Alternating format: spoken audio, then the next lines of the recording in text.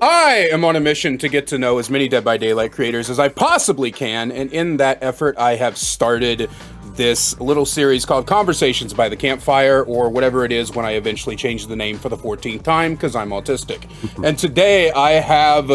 I don't really know what title to give you. The King of Exposing Cheaters, King of Salty TTVs? I don't know, but I have Choy. Choy, you want to tell everybody who you are?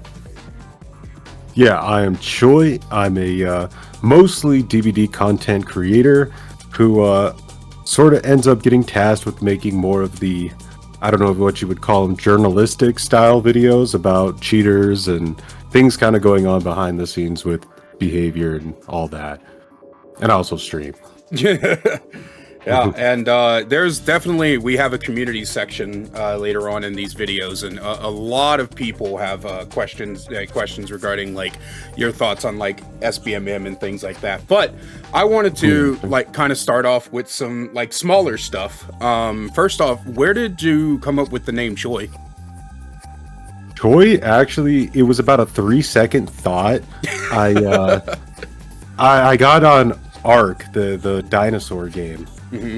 And I just wanted something that sounded like really simple and primitive when I made my character. And that game I ended up playing for over 400 days. So basically everybody started just calling me by that name. Even people I knew in real life just renamed me Choy. So I was like, all right, I'm just rolling with it. Did you ever think about making content around Ark? I did, but I kind of was burnt out with the game after like 400 days. So even though I'm pretty sure I probably could have done a good job of it, it just wasn't really something I felt too inspired to do. I never got into Ark. When I was with my ex-wife, is right around when Ark first dropped, and one of her friends, he was like, "Oh, you gotta buy this game and get into it with me." He's like, "It's Minecraft but with dinosaurs." And I was like, "That doesn't look like Minecraft." What? Yeah. No, I've been told by people because I love Minecraft. I'm one of those people that gets like a 3-month addiction once a year, where like all I do is play Minecraft. So I've been told by people to try Ark. Would you say it's close to that, or are they just lying to me? I'd say if you go down like maybe the PvE route of it, it kind of can feel like Minecraft in some ways. But yeah, if you go the PvP route, that's obviously an entirely different monstrosity. Okay. So how long have you been playing Dead by Daylight? Ooh, when did it come out on Xbox? Because I got it pretty much as soon as it came out. That's a question for my chat. They always know more about that than I do.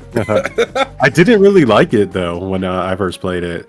I was really into Friday the 13th, and I was like, this game is too competitive. Like, I don't like it at all. So I went back to Friday. Like, this is how it should be done.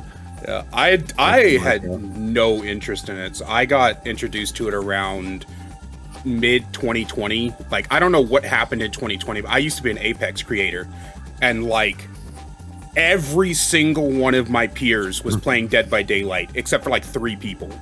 They like everybody just randomly jumped into it like mid 2020, and I was like, "What's this?" And they're like, "Ah, it's a game where you hide from a killer." And then they were like, "You could also play the killer." And I was like, "That looks boring."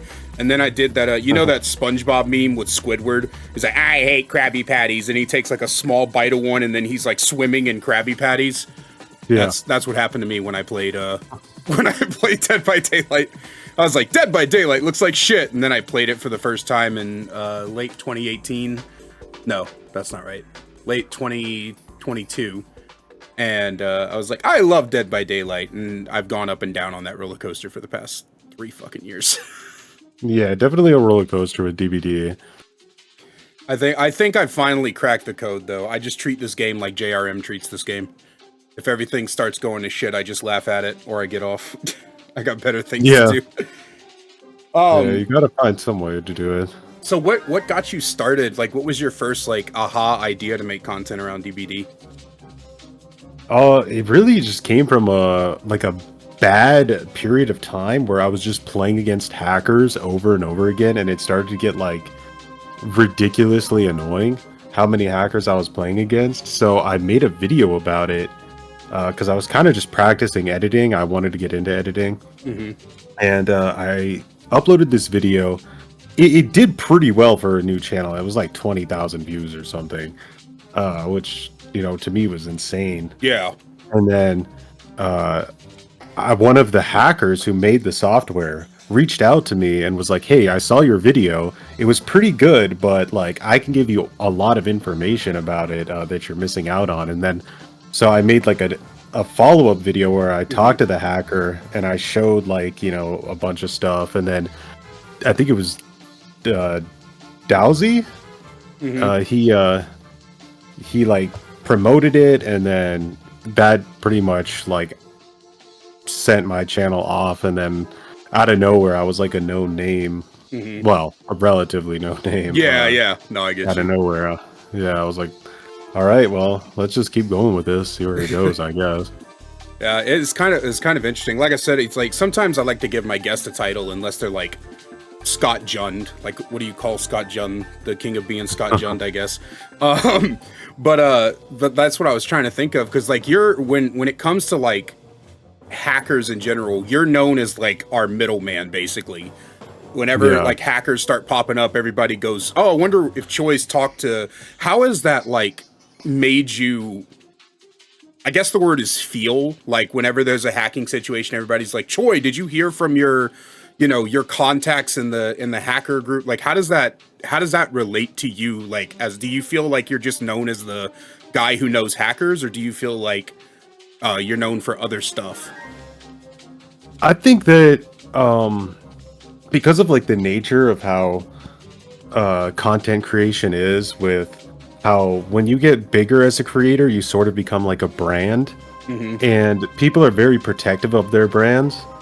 But since like I came from this particular background with the hacking and stuff, it's kind of put on me a little bit. I feel like to sort of go and make videos about the stuff that like other big creators. Well, I don't even think that I'm that big of a creator, but like the bigger creators don't really like to get into, because it kind of just hurts their brand. They'd rather Yeah. make really positive content and stuff, which is fine.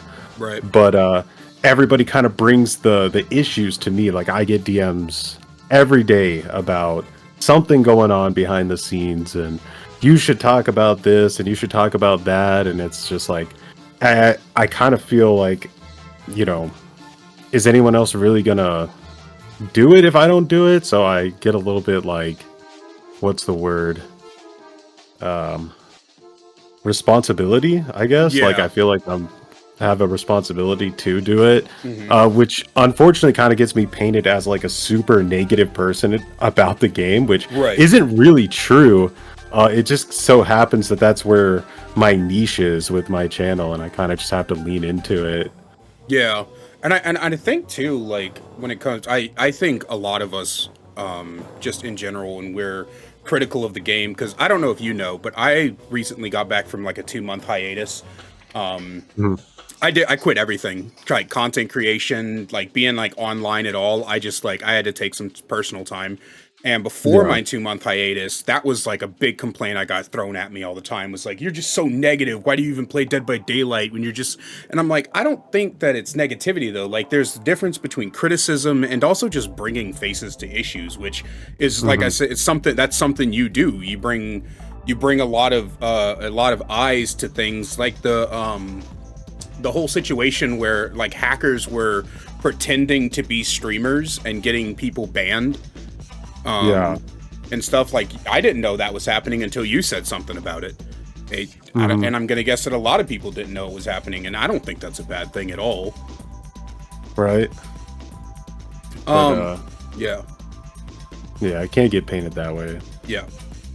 Do you feel like, do you ever feel like there's, I don't want to say no point, but like you ever like clean the house and 5 minutes later it's just dirty again? And you're like, why did I even fucking bother cleaning the house? Like, do you feel that way with the hacker situation? Like, you talk about it, and maybe like a certain hack or a certain like group will just go away, and then 2 weeks later they're back, and you're just like, Oh, I mean, not so much. I kind of just accept what like that hacking and cheating will pretty much always be a thing unless some like real crazy measure gets taken to fight back against it. Like I saw Rainbow Six has a new version of their game coming out where they're talking about how they're going to start using AI to fight back against hackers. So I'm kind of like curious to look into that and see how that works. I can name several ways that will go wrong. Yeah, right. It's like immediately it has red flags behind it. But then on the flip side, you have behavior, doing things like banning Lilith Omen, and it's just like, okay, like what's the lesser of two evils here? Like maybe I trust the AI more than I trust whatever's going on at behavior sometimes. Yeah, especially with the major downsizing they went through last year. You got like I sometimes like sit back and I think about it and I'm like, what? I just like sort of wonder, like, did you guys like get rid of the people who overlook reports? Because sometimes it just doesn't make any sense. Like you said, the Lilith Omen thing, I saw that. Now, granted, it got turned around in what, like an hour, 2 hours, something like that. It was like 20 minutes. It was crazy. It wasn't even that. Okay, because I'm not on Twitter. I'm not on Twitter anymore. I refuse to touch that. I think with the timestamps and it was like something like 20 minutes. I was like, wow, they were not playing around. Yeah, but it's just like, to me, it's just like that shouldn't be able to happen. I feel like I get that, like, you can't look at every single report that gets put in. I mean, this from the amount of salty stream. There was one video you did where like the person reported like everybody they went against. It was by the way, the last toxic TTV video you made, the one with the dude that was like looping is should be banned or something like that. Yeah. I was fucking dying, dude. That I was fucking choking on my air. That shit was so fucking funny. But anyway, I was getting charge robbed when I saw that guy for the first time. I was like, there's no way. You know what's crazy? You made that video, and I would say like a week later, I saw no less than 10 different TikToks from like really tiny accounts posting about that guy. Like, yeah, and but see, they don't do what you and Spook and Jukes and Aaron Duke, I miss Aaron so much. They don't do what you guys do and like try to hide the identity. No, they had his name out there and everything, and I was like, oh, that's who that is. Okay, weird. Yeah, but so you have those. We've seen this thing where people in this community just get real butthurt about losing the video game. And so they go off to report. So I get it, right? You can't look at every report, but I feel like you just have to have like a limit, right? Like, okay, this person's gotten 10 reports.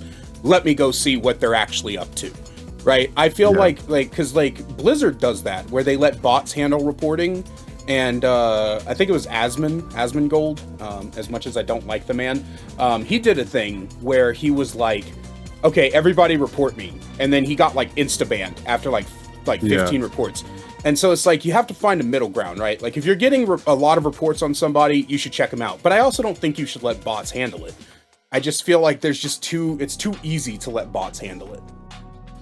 Well, one of the things that stands out that's like really the biggest problem, is that I forget his name. I think his name was Abnormal Ramen, the guy who got banned when a cheater impersonated him on stream. He got banned, and then he appealed the ban, and then behavior denied his appeal. And in the appeal deny, they wrote that they had multiple members of the team validated it to make sure that he was banned fairly. And now that's an automated response, but it's like lying and saying that multiple real people looked at it to make sure that it was authentic. Right. But it clearly wasn't. And that he's not the only example of that. Yeah. So it's like, okay, if you're going to have like an appeal system, we need some kind of something in there that is really making sure that like at least 2 real people are looking at that and making sure it's actually a real valid ban. And it doesn't seem like they're doing that. I would say that's probably the big issue. Yeah, no, I definitely agree, because like, and it's like, you know, I don't want somebody to watch this and think that we think that behavior doesn't ever ban people fairly, because like, again, referencing one of your videos, you had that you called her Wendy in the video, but it was that girl who was hacking while she was offline, and she got her account banned. I went back and rewatched all your salty TTV videos, but so, you know, it was she got banned while she was hacking offline, and she was like adamant that it was because of DVD Toolbox or some shit. But we know that behavior does it fairly, but there's just a problem with them not doing it fairly, and not caring about context. I got suspended one time because there was this Ronaldo who was like ratting and not rescuing his team. So I let the last person lead me to him. I killed him, he reported me, and then I got a 3-day suspension for teaming. And I tried to explain to them, I was like, look, he was throwing the game. He was ruining his teammates' game. Like, and they were like, the context just basically didn't matter to them. So like, now I'm scared to like ever let a survivor live if I'm not letting the whole team live, because it's just like, you know, when is that gonna fucking kick me in the ass? So yeah, it's just one of those things where it's like, I feel like they need to up their game, both in like terms of person viewing things, and also just their anti-cheat system, because easy anti-cheat is the worst fucking software I've ever dealt with in my life. Yeah, I was literally just trying to record something for B-roll footage, and I got kicked off the game like 12 times in a row because they couldn't authenticate me through his anti-cheat. I'm like, I'm just trying to play a custom game against bots. Like, can you leave me alone?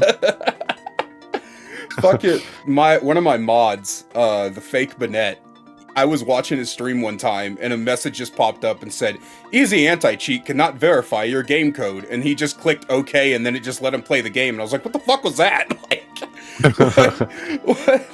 Oh man, they need. I would love for them to just like easy anti-cheat blue screens my computer sometimes. Like, I'll go to boot up DVD, and if I have like anything else going on, it can like just throw a hissy fit and blue screen my shit. I would love for them to find something in between easy anti-cheat and the Vanguard that fucking Valorant has. Riot with their Vanguard, because that shit lives in your system. You cannot cheat with fucking Vanguard. That thing will orbital strike your PC. Oh man. So, do you see yourself making DVD content for like a much longer time, or have you thought about branching out in recent times? I'm still having a good time with the, DVD and asymmetrical games in general. I really like the genre. I try to, still dabble in the Texas Chainsaw Massacre a little bit, but the devs over there are just determined to crash that game into the ground. Like, I don't know what's wrong with them. I had the I never played it because, like, I'm just the kind of person that doesn't buy a game unless I'm absolutely sure I'm gonna like it. And there was a call for like more diversity in the game. Like, some of the players were like, "Hey, could we see maybe some more, other races of like survivors and family and stuff like that?" And the lead dev basically was like, "Oh, you guys have a black guy and an Asian woman. To say you don't have diversity is ridiculous." And I was like, that's a wild statement to say. Yeah, the devs have definitely not done themselves any favors with their public communication. I mean, they pretty much don't even talk anymore. They don't do their live streams. Like, they've kind of just gone off the grid, do whatever they want, which is not much. Yeah, I wonder if it's because, like, I saw multiple cases of the lead dev just being an asshole, and I wonder if, like, the decision was made, because I know with Apex Legends, there was a point where, like, some of the dev team was, like, getting in, like, full-blown Twitter arguments with people over the stuff that was happening, and EA basically stepped in and told the dev team to just stop responding on Twitter because they were getting in trouble. And I wonder if that might have happened with TCM. I don't know who their publisher is, but I wonder if whoever's in charge of the dev team was like, "Hey, shut up. You're fucking us up here." TCM on YouTube never got big traction. Like there's always been like content creators that do well on it, but it's never gotten like those really big videos. And some of the unfortunately the most successful videos it's had are like mine and Spooky Loops is like the game is being murdered by the devs videos, kind of like, you know, what are the devs doing wrong? They got like over 100K views. Ooh. And in one of them, I really dedicated a section of at the beginning of the video that just kind of went through all the conversations the devs were having with people. And I swear after that video like got uploaded, I never saw the dev talk ever again. Like he just disappeared. So I know they watch the videos because they've referenced them. They called one of my videos a hit piece, which I don't know. I'm always trying to like advocate things they can do better. So like I don't see it that way, but yeah, he just maybe saw it himself and realized, okay, I'm not helping the game out here, and this is embarrassing. Or it's possible someone slapped his hand. I don't know. Yeah, that's wild, man. To call like legitimate, and I think that was like my biggest issue and why I went completely. That's why I went completely like against ever playing TCM, because like I said, I was like on the fence of it. I was like thinking like maybe, you know, I just want to see how it feels, and like I'm good friends with Bran. I think you know him, the Mr. Headache. So like he was playing it and I was like talking to him about it, but like seeing the way that the lead dev responded to like any form of criticism with just absolute like temper tantrums, I was just like, I'm not touching this. I feel like this game's not gonna last if that's how you respond to criticism, man. And like the worst part is like his name, I think it was Matt. He's not. I don't think he's actually a developer. He's like a social media manager or something like that. So it was like his entire job was like to basically be the face of the game, and he just like did the absolute worst possible job you could do of it. Damn, that's rough, man. That is absolutely rough. Well, Choy, you ready to answer some questions from the community, man? Yep. I've been doing so. I have something that I started with Scott Jund, and I think it's actually pretty fun. I used to just select a handful of these, but it was actually more fun to just go through and ask every single one of them, because some of them are ridiculous, and we can have a good laugh. So our first one in that regard comes from. Let me go ahead and sort by newest. Comes from the pimped link. Says, my question, on average, how many messages do you get about toxic/salty TTVs to review when the TTVs in question were either totally fine or just had a bad moment in one stream? Like, you would be shocked at how many hours of my life I have wasted watching streams of people that have done absolutely nothing wrong. Like 90% of the emails I get are like, people will write me like paragraphs, like, you know, like this person is so toxic. They did this and they did this, and then I'll like watch the link and it'll just be like a killer tunneling somebody, and then like I'm like, bro, like you gotta be like, come on now, because I don't know, but when I make the videos on the toxic TTVs, like I have to watch a lot of their content, like easily 20 hours. It's incredibly time consuming. And then I have to try to kind of make a story out of it too, and it's a thing. But yeah, it's unfortunate that I have to waste so much time with the false ones when it's just absolutely nothing. Or sometimes they'll just say something that's trash talk, but it's nothing personal, or it's nothing outside the game, and it's like people like just really can't differentiate it.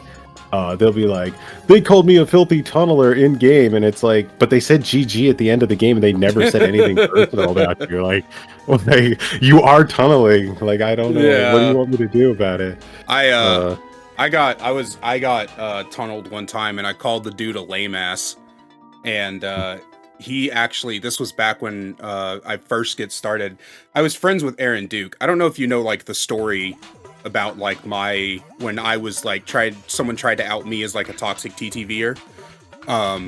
But when I first started streaming this game, back before anybody really knew who I was, I went against a 4-man squad, and I was just having a bad fucking day. It was the anniversary of my dad's death, or it was my dad's birthday, and he had been dead for a while, and I was just having like really bad games, and so I lost my temper. And this dude clipped me completely out of context. Like, I apologized afterwards because like I had like bled this one girl out and called her a cunt and all this other stuff. So I apologized afterwards. I was like, look, you guys didn't deserve that. I'm obviously not in a good headspace, and I logged off. Well, he clipped me completely out of context and put me on Twitter, and it blew the fuck up. And it got into Aaron Duke's hands, and then Aaron made a video about the whole situation and was like, hey, this, sometimes somebody's just having a bad day. You don't have to clip everybody and showcase them as this. But anyway, so I became friends with Aaron because of that. And so when I called this dude a lame ass for tunneling me, he actually messaged Aaron and was like, here's this guy you were supporting calling me lame for tunneling me. And Aaron was like, okay. I really don't get it. Yeah, he sent me as like, okay, like some people just, do you think that that's just the DVD? I feel like it's just the DBD community that like overblows things as toxic when they aren't. The more I get involved, like in other communities, I do start to really think that content creation in general is a very like cannibalistic culture, because everybody is sort of, well, not everybody, but there's a lot of people that look at everyone else as competition and just kind of want to like knock them out of the way. So it's like they're just looking for somebody to slip up, and the second they slip up, they're like a pack of hyenas and they just eat them and they're gone, and then they look for the next person. And that's really prevalent on Twitter too. Some people obviously deserve it, but like the Loop King, oh god, my community sent me everything that happened with him. It was like, oh, he's racist, he's misogynistic, he's transphobic, and then just the cherry on top, oh, and he talks to minors. And I was like, oh, fucking course he does. Like, right? Like, of course he does. Why not? Can't have one of these jackasses without them being a pedo. Just, oh my god. He hit the checklist. Stefano Sinecki, I probably fucked that up, says, my question, isn't the best strats to just hook one and slug the others instead of just 4-man slug? The idea is both pressure on hook and slug can depend on match maybe. Thanks and have a nice day. I mean, it all comes down really to it's like situational, like there are maps that I'm learning, okay, this map, I should be maybe hooking one person because it's too easy. Like some of the new Ormond maps are just, they're like impossible to control the map space because it's just a huge, enormous box, and they can always just move around you. So slugging doesn't really get you too much. So you are like, okay, if I down this guy in the middle, I'm gonna hook him upstairs because the upstairs is like an upstairs basement on Ormond, and you can maybe defend it that way. But it's all very situational, and a lot of the time hooking one person is a good way to sort of slowly kill off one person while you're pressuring everybody else.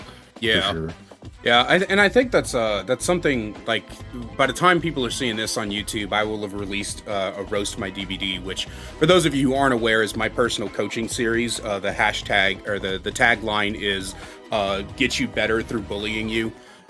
People submit their games to me, and I basically make fun of them while teaching them how to be better at the game. And the one that's coming out, this guy has like this really bad tendency to tunnel one person every game, and it always gets him in situations where he's panicking because like 4 gens get completed, and then he's rushing to try to kill everybody else because there's only 1 gen left. And I tried to teach, there are times when you tunnel, there are times when you slug, there are times when you split pressure. You just need to know when those times are. Like, it's all about game sense, right? And that's really what it comes down to. Exactly. There's no one killer strategy that's better. Like, the one survivor strategy that's better than every other strategy is split up and make sure you're pressuring as many gens as possible.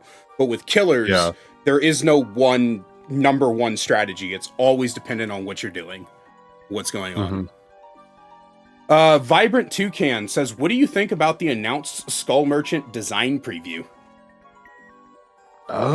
So like as I first read it, I don't like Skull Merchant, and I don't mean as like in, I don't like to play as her. Hmm. I didn't really mind that much playing against her after the rework, Hmm. the last one. I don't really even know why this huge nerf happened, unless Right. I'm missing something. I'm the I felt same like way. survivors just didn't like her, so Hmm. but there was really nothing inherently wrong, Right. especially with the anti 3 gen mechanic. So it was kind of like came out of left field for me that they did that. But Hmm. when I look at the rework, I like sort of the idea that they want to add some kind of like skill shot to her drone.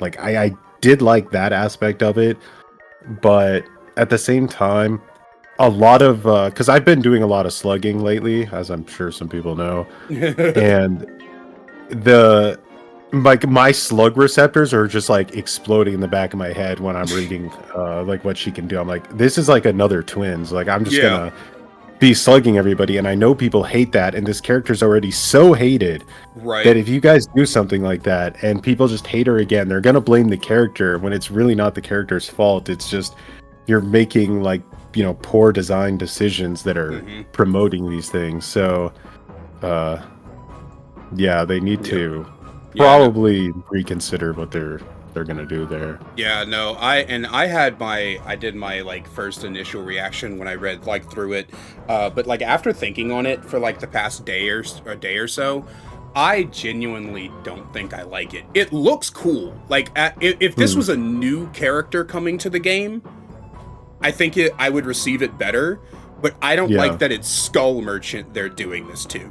Like Hmm. I like her identity as a trap and intel killer, and just like giving her the ability to fucking kamikaze drones into people is just like it just doesn't feel like what she should be. Like if you really want to give the drones the ability to take a health state away, either rework how the claw traps work in some kind of way, or like fucking give her the Freddy treatment, let her turn her drones into claymores.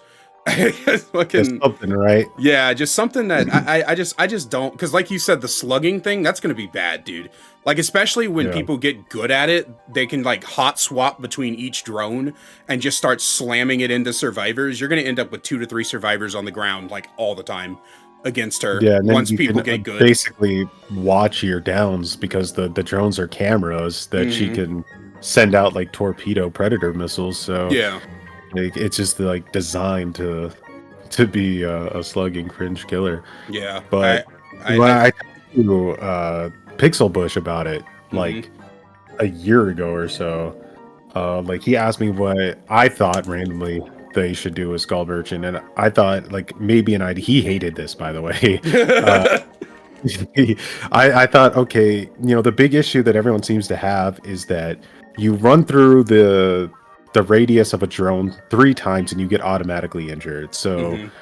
the what happens is you kind of get a killer who's just dragging out games, trying to push you into those drones over and over again to get like the free injures, and Hmm. it's just not a very engaging experience. So I thought, okay, maybe instead of like getting automatically injured, maybe like the drones have like a rail gun you can go into, and the more like lock-ons you have, the faster the rail gun locks onto you and can shoot you Hmm. or something.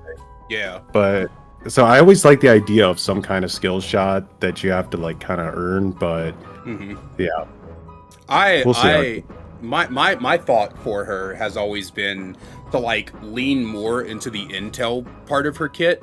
Give goes. her like 8 to 10 drones, and their only ability really is to like just tell you where survivors are when they go into the drone's radius. Like basically my idea was to go back to Skull Merchant 1.0, where Mhm. if you were in the drone's radius, it just knew you were there.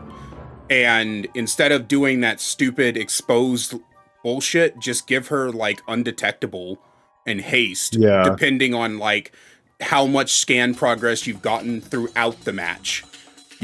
So like she can like yeah. with the alternate what is it?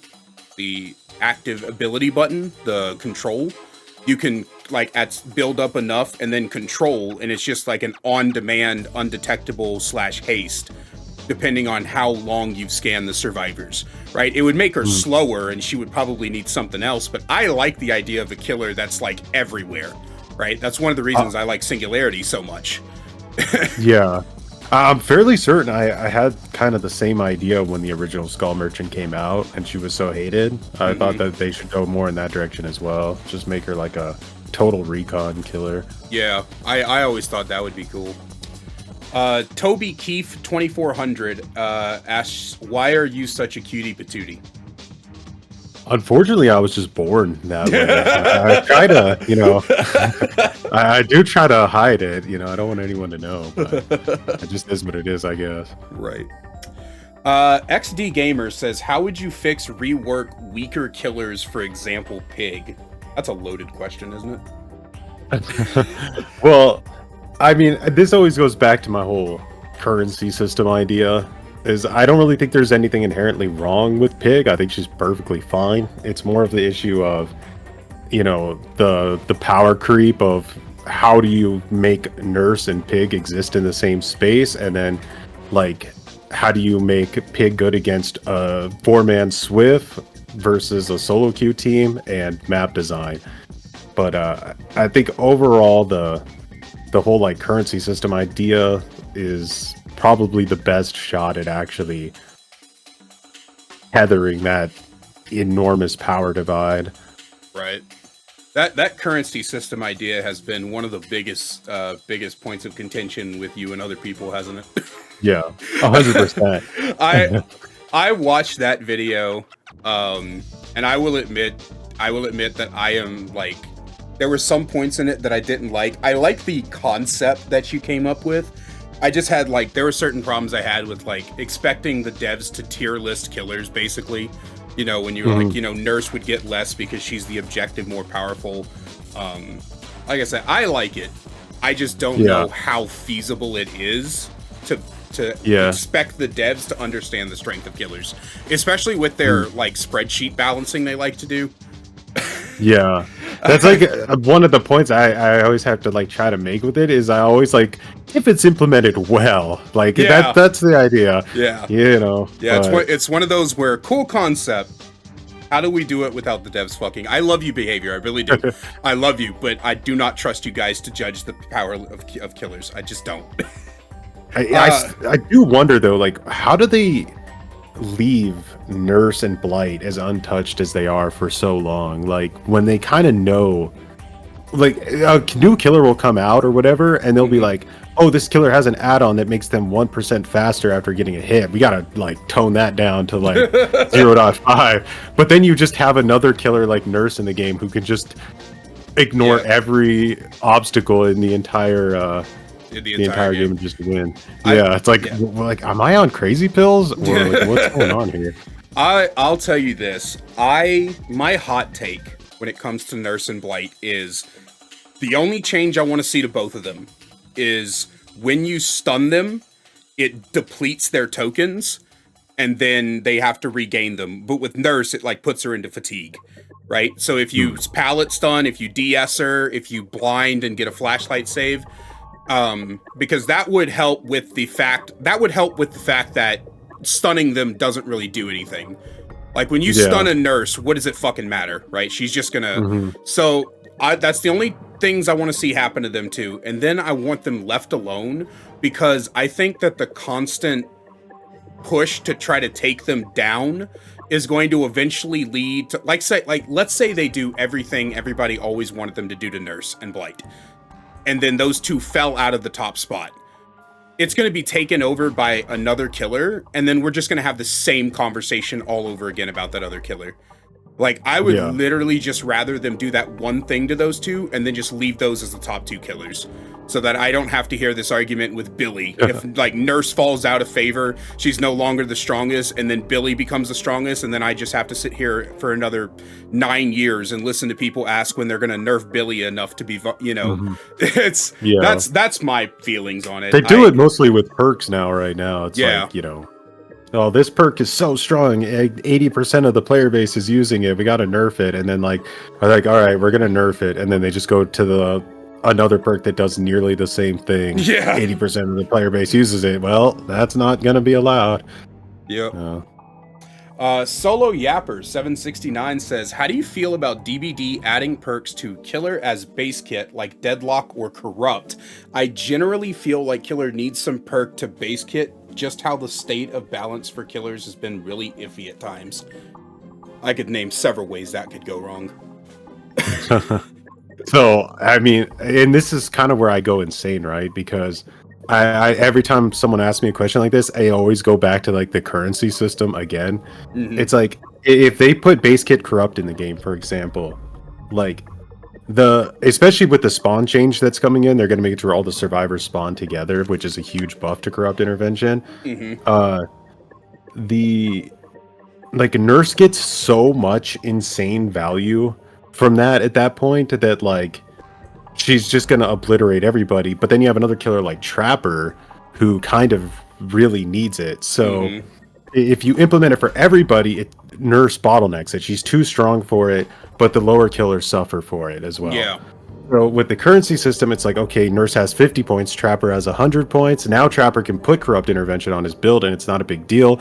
If Nurse puts Corrupt Intervention on her build, she uses half of her points for this really strong meta perk, and now she only has, enough points for 3 crappy perks or 1 extra meta perk to run with it. So yeah, that's why I always kind of just default back to it when I'm asked balance questions. Yeah. I think that we as a community have gotten a little bit too comfortable with trying to add perks as base kit to fix problems. Like there are some that I think should be base kit. Like as a hard of hearing person, I'm deaf in one ear. I would love for Deerstalker to be base kit, even if it's only for like 8 meters or something like that, because I'm so sick and tired of going back to pick up a slug. Like I slugged somebody, I chased down the last survivor, put them on a hook, go back to pick up the other slug, and I can hear them, but I can't find them for shit. Like I don't like that. That would definitely not be an issue at all. And then even if you had a perk like Tenacity, you could make it to where it overrides the aura reading. Yeah. So that, if you were desperate to use Tenacity to crawl away, then they couldn't see you. Yeah. Or like for survivors, I think that Kindred without the killer aura reading should be base kit, the one that lets you see what are the other 3 survivors. I could see that, but like I said, I think that just we're too comfortable with the idea of perks becoming base kit, because that's just what behavior's been doing for so long. Like Borrowed Time got base kitted. There was I know there's other examples, I just can't think of them. I will say, like, maybe on the flip side of that, some of those things were issues in the game that should have just been fixed, and behavior basically implemented perks to fix the problems, like band-aid patches, let's add Borrowed Time to stop face camping. It's like, maybe that you should have just stopped face camping outright to begin with, instead of, making people go out or buy a DLC character or something to get this really important key aspect of the game. And then it takes away creativity from builds too, because if you're forced to run Borrowed Time every match, that means you only get really 3 perks to choose from. And that's kind of like the big issue with Killer right now, is that I feel like Killer, you're just so forced in a lot of ways to run like way too many gen defense perks, and it's just boring. I really feel like a lot of killers would love to go out there and be able to not have to run gen defense, to not have like a 3 or 4 minute match and go for chases and stuff. That's why 2v8's so fun. Yeah, and it's like I'm one of those people that only ever runs like 1 slowdown, maybe 2, because I prefer to just like play other random shit. But you have to know that you're not gonna win most of your games.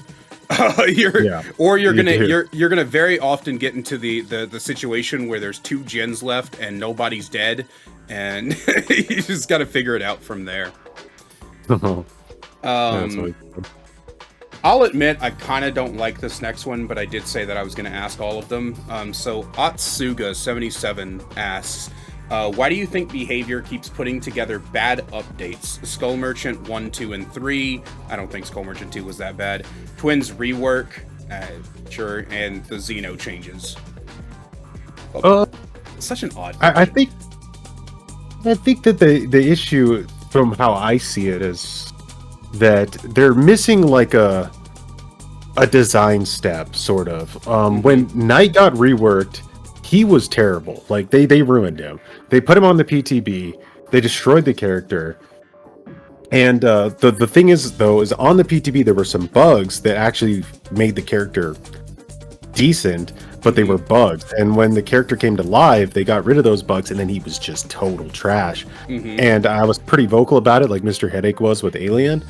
And I had a dev from Behavior actually like reach out to me in my DMs and ask me like some questions, and we had like a discussion about what, like, you know, okay, if we implement those features that were on the PTB, this is a problem, and isn't this a problem? And we just kind of had a really nice discussion about it, about like kind of what the should be done with the power. And I'm assuming I'm not the only one this dev reached out to. They probably reached out to Pixie and stuff too. But everything we talked about, they implemented into Knight, and now Knight is like obviously my main character. I play him constantly, so I think that the issue is that they're coming up with like this initial design that they have, and then when they do that, they need to, I say, go sort of privately, go to the people that play these characters and say, okay, what do you think about this? This is our vision for the character. How would you want to, like, how would you make our vision work? Right? It's like a collaboration. It can't just be, well, I want the killer to be this way. You collaborate with them and you try to make their idea as solid as it can be. And then I think you get a healthy version of the killer. Like what they did with Skull Merchant this time, just kind of like letting out the idea to everybody. I don't think it was a really great idea. They should have said, okay, this is our idea. Now let's reach out privately to Pixel Bush and whoever, you know, else is a Skull Merchant. And then work with them privately, bring it out to a PTB in the future. And that's probably your most solid way to make these things work. I just think they're missing that. I'll tell you the reason I said I didn't really like the questions, because I feel like it's kind of loaded. Like, yes, very obviously, you know, Skull Merchant 1 and 3. Again, I did not have a problem with Skull Merchant 2.0, but Skull Merchant 1 and 3, the twins rework that they walked back, the Xeno changes, those were all bad updates, but I think that it's kind of misleading or even disingenuous to ask us as content creators why we think Behavior does things, because we don't work for Behavior. We're not there. I know, you know, I think is it you that has like direct contact with a couple of devs? There's one of my content creator friends. I know Hens does, because Hens is a consultant. You know, some content creators have contact with the devs, but we're not the devs. And I also don't like it because I feel like it implies that Behavior purposely does these things, when I just think that it's kind of... I think Behavior overcompensates a lot. Like, they see something needs to be changed, or like they see something needs to be nerfed, and instead of doing a couple of things and attempting to see if that works, they tend to just overshoot it. Like Knockout, for example. Everybody had a problem with Knockout because it was a very good slugging perk. All they had to do was remove the aura blocking. Instead, they just completely shifted the effect to something else. So if I were to answer that question, it's because Behavior is very eager to please us as a community, and in doing that, they tend to overshoot shit a lot. Which is it is the better of the alternatives, right? Because with TCM, there was this character, as a paid character on the family side, that could just basically destroy the victim's objectives after they completed them. Insanely overpowered. And everybody in the community, both the survivor players and the family players, agreed that the big issue with this character was that his cooldown was too short, because like you would do an objective, he would break it, and then you would do another objective and he would almost immediately break it again. So it would give you like no room to make any type of play. This character just rode everything. So everybody agreed, nerf the cooldown. But the devs, instead of doing that, they nerfed his speed so that he was too slow, but they kept his cooldown. So now, instead of ever trying to chase like a victim or get involved, now they just sit there like logs the entire game in front of the objectives and they never do anything but turn the objectives off. It's like the most boring gameplay ever, but it's insanely powerful.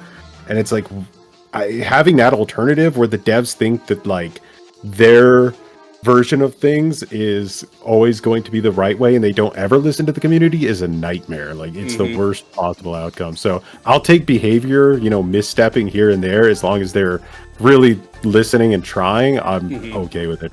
Yeah, exactly. And I definitely agree with that. Like you said, the alternative is the devs just doing whatever the fuck they want. Which when behavior does do that, we criticize them for it, and then they just kind of back up. I will say that occasionally behavior has a tendency to touch shit nobody asked them to touch. Right. But at the very least, they are trying. I see a behavior that is trying to work with us, and I am 100%. All for it. I will 110% take behavior who tries and fails over a behavior who ignores us and does whatever the fuck they want. Yeah. Hippie Hero says, "Hey Choy, I notice a lot of your most popular videos are based on views, are based on salt content. Do you think there is a long-term effects of posting salt content? How do you feel about pure salt content creators? Do you think there is any positives to posting salt content? I mainly ask these questions to spark a conversation regarding the effects of salt content, pros and cons. My favorite video of yours was the emailing behavior to see MMR. I do wish we could see MMR at all times. Thank you in advance for attempting to answer the question." Yeah, I mean, I think it might come down to specific cases. Like, I think you can go over the top with salt content. You can be reckless with salt content. The idea is that it's really about you're trying to, like, embarrass somebody in a way, but you don't want it to be specifically, like, you don't want them to know who the person is. You just want the behavior to be embarrassing. So if it's like more of a pushback against, hey, look at this absolutely ridiculous behavior. We present it in a way that you can laugh at it. There's no face to it. We don't show a name or, you don't know who this person is. You just know that they're acting ridiculous, and we need to like shame that so that people, that person doesn't gain influence without any pushback, because we kind of see where that goes in other communities. I've, streamers blowing up just because of how toxic they are. And, it's just not good. It brings in a lot of people to the game that you don't really want playing the game because they're nasty and stuff. So I think it's a necessary evil. Yeah, and I'm so on the fence about salt content because, like I said, I've been the victim of somebody, mining salt content off of me when I just had a bad day and using it to essentially get a bunch of people to bully me. But on the other hand, I have seen it done well through like you, Spook and Jukes, old Aaron Duke, things like that. And like you said, the point is to showcase how not to act, right? How not to be less than showcasing who the person is, unless it's somebody like absolutely abhorrent. But even then, you try to hide who it is just to kind of make a point about, you should just avoid acting like this person. Yeah. And I like I said, I'm always on the fence about it because on one hand, I understand why, the people who do it, quote, the right way, I like that. On the other hand, I have seen so many creators who just don't bother to hide anybody's identity. They'll just straight up link the stream. And I'm just like, I see that, and I'm just like, dude, that is just like, why? Why would you do that? Yeah, in the end, you're basically being as bad, if not worse, than the person that you're trying to make a thing off of, because you're just using somebody, and that doesn't work out. And before I started making content, Spook and Jukes learned a lot of these sort of lessons before I came around, where I think it was Matthew Santoro, another big streamer. I don't know if he's still around, but he made a very public video about Matthew, and he I think there was a guy on Twitter that he called out without hiding any of his stuff, and this guy ended up getting like lots of death threats and stuff, and he had some like mental issues as well that all came out, and people were digging up stuff from his past, and it was like really nasty. So he kind of learned, okay, the internet cannot handle this Yeah. much information. It's not healthy. Mhm. Hide everything and make it about the behavior, and we can get like a laugh out of it, but at the same time maybe like learn as well. uh but yeah, you don't want to go about it the wrong way, because then Yeah. it just turns into something really nasty. Yeah, and that's exactly the whole thing. The internet cannot handle approaching things with tact. They are Yeah. the internet is a bunch of animals. They really are. Mhm. No matter how good your intentions may be, the internet is way worse than you think they are. How bad you think they are, they're worse. It's Yeah, absolutely horrible. 100%. The amount of like nasty comments I've had to delete from these videos that people leave Mhm. are just insane. Like people are psychopaths. Like Mhm. they're really crazy. So I literally have to, it's my responsibility in making these videos to censor Mhm. all of these crazy people as much as I can. Especially, I'll just say it, the female toxic streamers. Like the comments are just so much Oh nastier. god, I bet. Yeah. I So bet it's just absolutely the most sexist shit you've ever seen in your life. yeah, it's crazy how what the people will say and stuff. And luckily YouTube flags a lot of it and makes it Mhm. easier, but Yeah. yeah, every once in a while I see something, I'm like, are you kidding me? Like, hide Yeah. from channel. Hide Yeah. from channel. Yeah. Oh, Yeah, no. man. I don't know if you know this about me, but I'm non-binary, so I'm technically under the trans umbrella. Um Yep. and so the amount of transphobic, fatphobic comments, like bullying on my appearance, like stuff that I used to get when I uploaded daily, Mhm. every single video had some sort of heinous shit on it. No matter what the video was about, no matter what Yeah. was going on, just every single day. And I mean, it still like sometimes happens. Thankfully, it's not Mhm. as bad as it used to be. Like um I uploaded a video reacting to like a dev update or something, and one of the very first comments was like, "Lose some weight, you fat," and then they left the F slur, and I was like, "Was that necessary?" I don't Yeah. like The it's internet, man, yeah, it's dude, they're terrible. anonymity. I was Yeah. like, it brings out the worst in people. hmm MLM Schemer says, "What would you say is the best example of a well-rounded, balanced, and strong killer?" Oni? Well-rounded and balanced and strong killer. Oh boy. That's a difficult one because there's so many factors involved. Like, Yeah. uh, like I think like, oh, maybe this killer like Wesker is really well done, and then I think like Wesker on this map, and I'm like, Mhm. ugh, like I don't know anymore. Yeah, it's a hard one, but I'd say you'd want to look for somewhere around the A tiers. Mhm. Probably. I think that generally, if you're looking at a tier list or something, the people that are in or around A tier are good. I think Pinhead, balance wise, is really good, Mhm. but obviously he might be a little confusing for new players. So again, it's just Yeah. very convoluted. But yeah, at the highest level, I think Pinhead is a really well designed character. Yeah. So I want to mention this because it's really funny, and the YouTube channel can't see the live chat. But when I asked the question, one of my mods said, "Hopefully my husband," which her favorite character of all time in fiction is Wesker. And then as soon as she sent that message, you said Wesker, and now she's really happy about that. So, Nice. um, oh, this one's fun because it's not even a question. Noob King 3000 says, "Have you ever had a dream that you had you could you'll do you wants you could do so you'll do you could you want them to do you so much you could do anything?" I hope not, because this sounds like a nightmare, to be honest.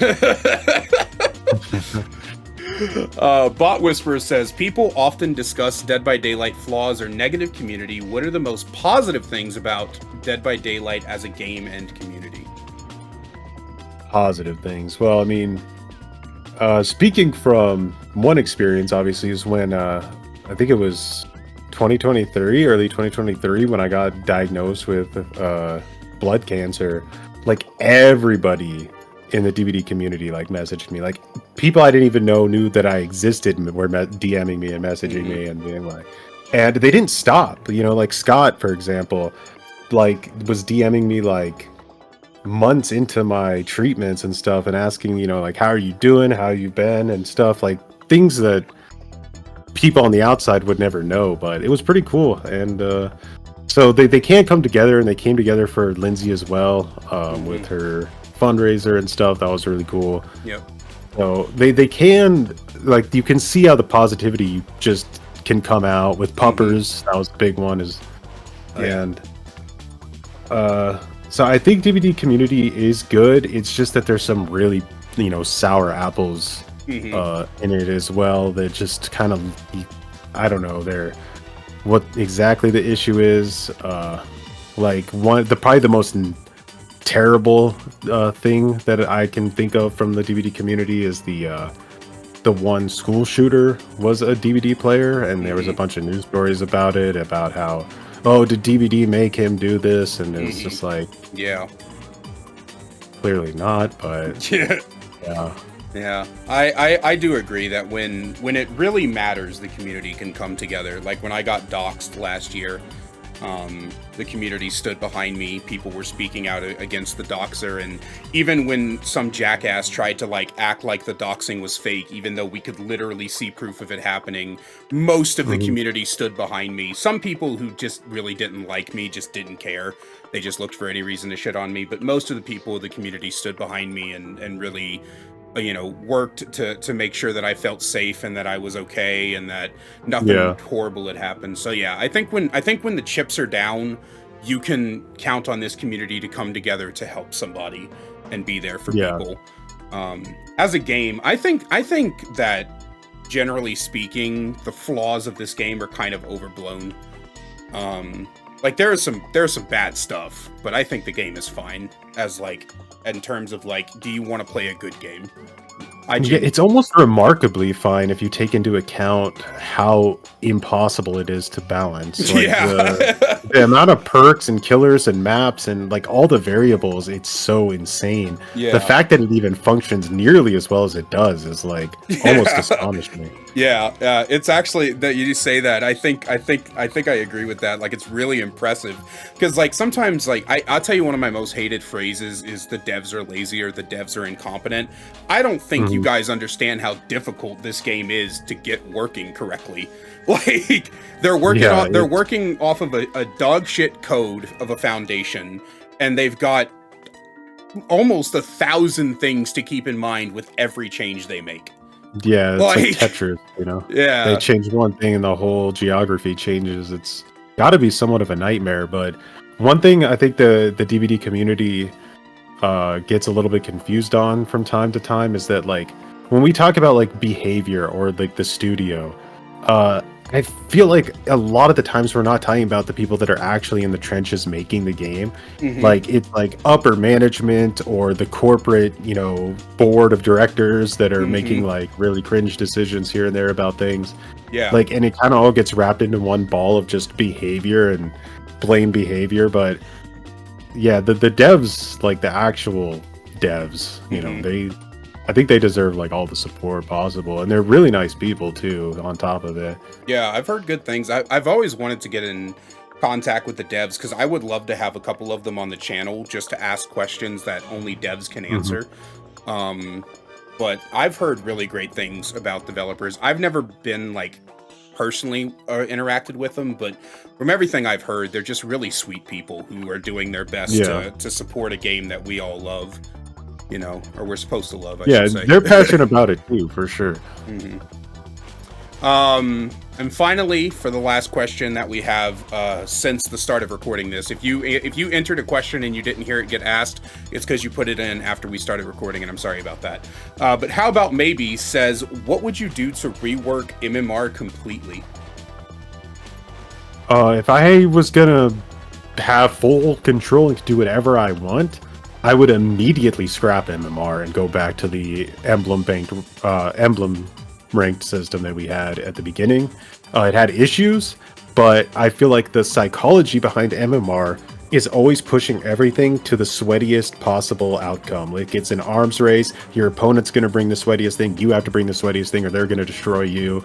It's really lethal in terms of how it makes people think. But the emblem system, you didn't lose a game just because you died as Survivor, right? You would win if you got a pip. That was like you played well enough and now you win. So it incentivizes you to keep playing throughout the whole match because you're trying to play well enough to get your pip or whatever. But now it's just like, well, I'm gonna die anyway. We didn't get a gen done and I'm already down. May as well just give up on hook and go to the next game. I think it's just a very toxic matchmaking style for pretty much any game except maybe like 1v1 fighters.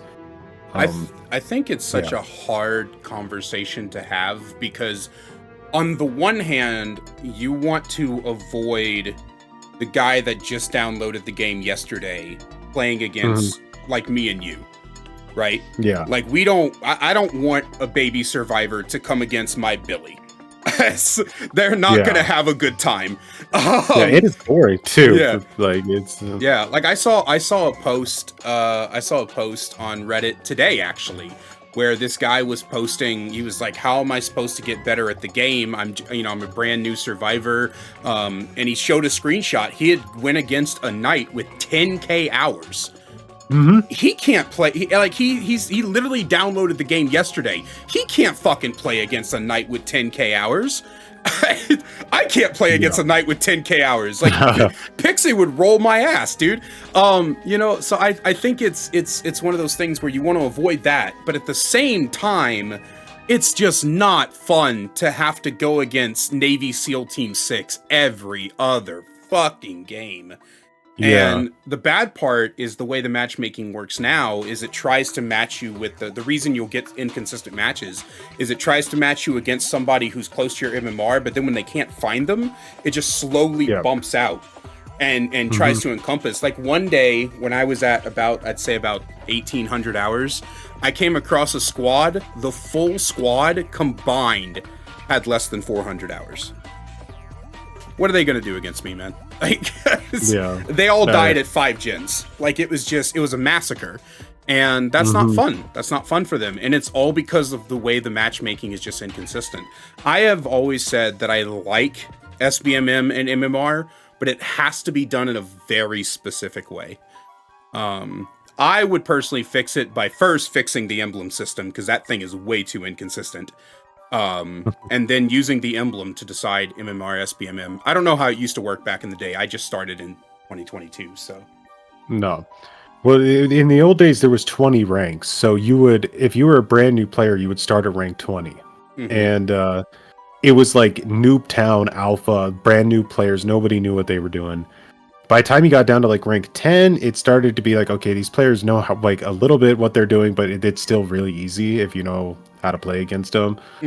And then once you got up to like rank 1, that was, the really sweaty matches. But at the end of the month, there'd be rank reset and everyone would go back, so many ranks. They changed it here and there, but it was like at one point 10 ranks you'd go back, at another time it was like 5 ranks you'd go back. And then your matches would get a little bit easier again. And then you could kind of decide, okay, do I want to play really sweaty and get back to rank 1? Or do I want to play kind of chill and maybe get like black pips and 1 pips and just play around with fun builds and just try to have like a more relaxed time? And it just gave this like way better flow to the game than it is right now, where it's like every time I get on this game, I got to be locked in. Like I'm ready to go up against a comp team. I'm in EU. It's 3 a.m. This is usually when I'm streaming. And I play against Arabian comp teams, Russian comp teams, a lot of comp teams during these hours of the night. And it's just like the sweatiest time of playing DBD I get at any time if I'm streaming earlier or something. But I've heard from like Hens and that EU is like 100 times sweatier than NA. Yeah, it's very possible. It's definitely very possible. The competitive mindset here, I feel like, is a little bit more intense than I remember in America, but it could just be a thing. Like Scott says that he thinks it's more time based than region based. So it's one or the other, but either way, it is very sweaty, and there's a lot of comp players, or at least around here this time. And yeah, I'm just like, man, like sometimes it just deters me from even getting on the game. I'm like, I'd rather just, walk around sniffing glue in the Texas Chainsaw Massacre than get on this game and deal with like the sweat right now. Like I gotta change my shirt after every stream. So That's why I like Chaos Shuffle, man. Chaos Shuffle comes around, I play nothing but Chaos Shuffle until it goes or until it goes away. Like I'm chilling, man. That's why I love too whenever you like win a game and someone's like, "Oh my god, sweaty killer." It's like I'm eating an apple while I'm playing. Like what are you what are you talking about? But yeah, no, I think the biggest problem too is not really killer MMR, but survivor MMR is just so bad. Cause like you could loop for 5 gens, get 30 saves, build a monument, kill the killer, build a monument to yourself from their bones, but you get hit by one NOED and die because no one comes rescue you and you lose MMR. Like, how the fuck does that work? What do you mean? I think MMR should be based off of how the team performs, personally. Like, if 3 or more survivors get out, that's a win. If only 2 survivors get out, that's a tie. Because that's how it works for killers. If you get, I think it should just work the same, all 4 survivors. Oh, but then people could boost their teammate. I don't give a fuck. I really don't. Yeah, enjoy the pain. Enjoy playing against quad slowdown nurse, I guess, because you got boosted. That's not my problem. But I think that's about all we have today. Is there anything left you want to say to the people at home, Choy? I mean, just have a good time with DVD. Don't try not to take it too seriously, but at the same time, don't be gaslit out of not voicing your opinion on things if you feel like the devs are doing something that is cringe, like banning top streamers and whatnot, because that's or banning anybody falsely, but that one obviously stands out. Yep, I definitely agree. And I'm also nodding my head as if people can see me. Other than that, if you want to join me in thanking our channel members listed on screen now, if you want to find out how to become a channel member today, get awesome perks like seeing videos early, merch discount codes, and more, then please click that join button down below. All of Choy's links will be in the description, so make sure you check them out if you haven't already. I love you guys so much. I'm sure Choy does as well, and we will see you in the next one.